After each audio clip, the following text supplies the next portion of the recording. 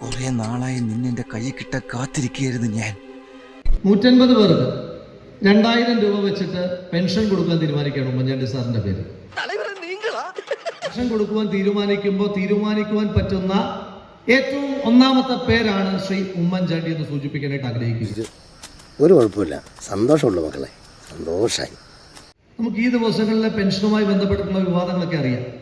ഇപ്പൊ കേരളത്തിലെ ഏറ്റവും പ്രയോജനകരമായ പെൻഷൻ ഏതാണ്? അപ്പൊ പ്രതീക്ഷയ്ക്ക് വകയുണ്ട്. ചില ആളുകൾ പറയും വാർദ്ധക്യകാല പെൻഷനാണ്, ചില ആളുകൾ പറയും കർഷക പെൻഷനാണ്, ചില ആളുകൾ പറയും കെട്ടിട നിർമ്മാണ തൊഴിലാളി പെൻഷൻ. മനസ്സിലായില്ല, കുറച്ചുകൂടി വ്യക്തമാക്കി തരാം.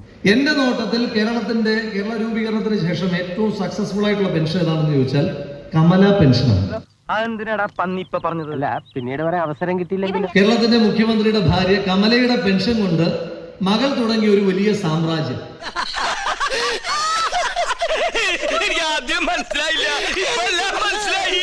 കാരണം ഒരു പെൻഷൻ തുക കൊണ്ട് 100 കോടിക്കടുത്ത് രൂപ ആസ്തിയുള്ളൊരു സാമ്രാജ്യം തുടങ്ങുവാൻ പറ്റിയ, എന്തായാലും കുഴപ്പമായി. ഇനി എനിക്ക് എങ്ങനെയെങ്കിലും ഇതിൽ നിന്ന് ഊരിയാ മതി. വേറൊരു സംരംഭകൻ, വേറൊരു വ്യവസ്ഥിതി ഈ നാട്ടിൽ ഉണ്ടായിട്ടില്ലാത്തതുകൊണ്ടാണ് ഞാൻ പറഞ്ഞത് എന്നെ കൊല്ലാതിരിക്കാൻ പറ്റുമോ? കേരളത്തിന്റെ രൂപീകരണത്തിന് ശേഷമുള്ള ഏറ്റവും സക്സസ്ഫുൾ പെൻഷൻ എന്ന് പറയുന്നത് ഈ കമല പെൻഷൻ. അത് ശരിയാ.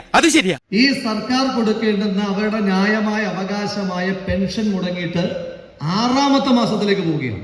ഇവനൊക്കെ എന്നാ ഉത്തരവാദിത്ത ബോധം ഉണ്ടാകുന്നത്? കാരണം ഈ കൈകൾ ശുദ്ധമാണ്, അതുകൊണ്ട് തന്നെയാണ്. കാണണോ? കാണാം, കണ്ടോളൂ. എൻ്റെ ഭാര്യ, അവളുടെ അമ്മ റിട്ടയർ ചെയ്ത് കിട്ടിയ കാശ് അത് ബാങ്കിൽ നിന്ന് എടുത്ത് കൊടുക്കുക. നമ്മളിപ്പോൾ അമ്മയുടെ 3 മാസത്തെ പെൻഷൻ തുക കൊണ്ട് IT കമ്പനി തുടങ്ങിയ പോലെയൊന്നും ഈ വാഹനം വാങ്ങിക്കാൻ പറ്റില്ല.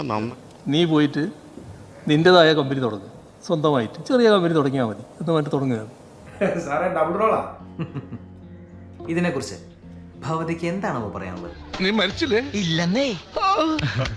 അപ്പോൾ അതിൽ നിന്ന് വന്നതുകൊണ്ട് തന്നെ ഇങ്ങനെയുള്ള കാര്യങ്ങളൊന്നും കേൾക്കുമ്പോൾ എനിക്കൊരു മാനസിക കുലുക്കം ഉണ്ടാവില്ല.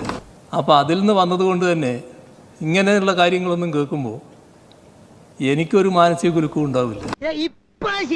എപ്പോഴും ഇങ്ങനെ പറയണമെന്നില്ല, ശരിയാക്കി തന്നാ മതി.